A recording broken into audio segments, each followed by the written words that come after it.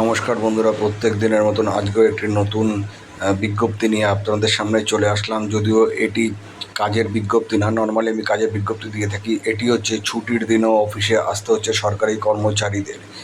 ছুটির দিনগুলো অফিসে আসতে হচ্ছে রাজ্যের উন্নয়নের কাজে গতি আনতে পালাবদলের পর থেকে শনি এবং রবিবার পাশাপাশি অন্যান্য ছুটির দিন অফিস করতে হচ্ছে রাজ্য পদস্থ আধিকারিকদের। ফলে তাদের সহযোগিতার জন্য রোস্টার ভিত্তিতে কর্মীবর্গ এবং প্রশাসনিক সংস্থার দপ্তরে বেশ কিছু আধিকারিক ও কর্মীদের উপস্থিতি থাকতে হবে।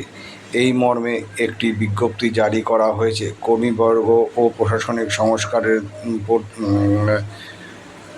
দপ্তরের তরফে।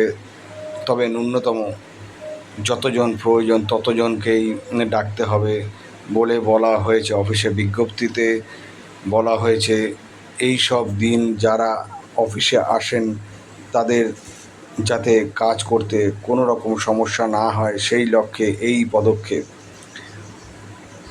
অন্যদিকে ডাব্লিউবিসিএস আধিকারিকদের ছুটির সংগঠনের সঙ্গে আগামী 1 জুলাই বৈঠকে বসবেন রাজ্যের মুখ্যমন্ত্রী শুভেন্দু অধিকারী। তাতে এই সমস্ত জিনিস নিয়ে আলোচনা হবে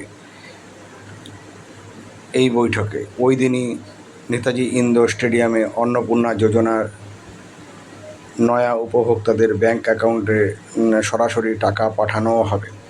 বন্ধুরা, যেটুকুনি লিখেছে সেটুকুনিতে বোঝা যাচ্ছে যে এখন থেকে 1 জুলাইয়ের পর থেকে মুখ্যমন্ত্রীর বৈঠকের পর থেকে হয়তো রাজ্য সরকারি যারা গ্রুপ ডি কর্মী আছেন এবং যারা গ্রুপ সি আছেন তাদেরকে হয়তো অন্যান্য ছুটির দিন এবং শনি রবিবার রোস্টার সিস্টেমে, মানে ধরুন এই সপ্তাহ কেউ করলো, তার পরের সপ্তাহে অন্য একজন মাফ করবেন ছুটির দিনও ধরুন এই ছুটিতে একজন অন্য ব্যক্তি কাজ করলো, তারপরের দিনে হয়তো অন্য ব্যক্তি কাজ করলো, হয়তো তাদের কাজে যেতে হতে পারে। সেই মর্মে একটি বিজ্ঞপ্তি প্রকাশ হয়েছে। আপনারা যারা চাকরি করেন তাদের অফিসে চলে গেছে এবং না গেলেও এটি চলে যাবে 1 জুলাইয়ে মুখ্যমন্ত্রীর আলোচনার পর থেকে আপনাদের যার যার অফিসে এই বিজ্ঞপ্তিটি চলে যাবে।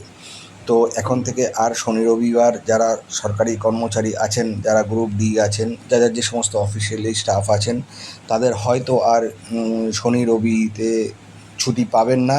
হয়তো একটা ছুটি পাবেন যে কোনো উইকে, এবং ছুটির দিনগুলো যেমন 4 দিন 5 দিন ছুটি পাচ্ছেন সেই ছুটিগুলো হয়তো না পেতে পারেন।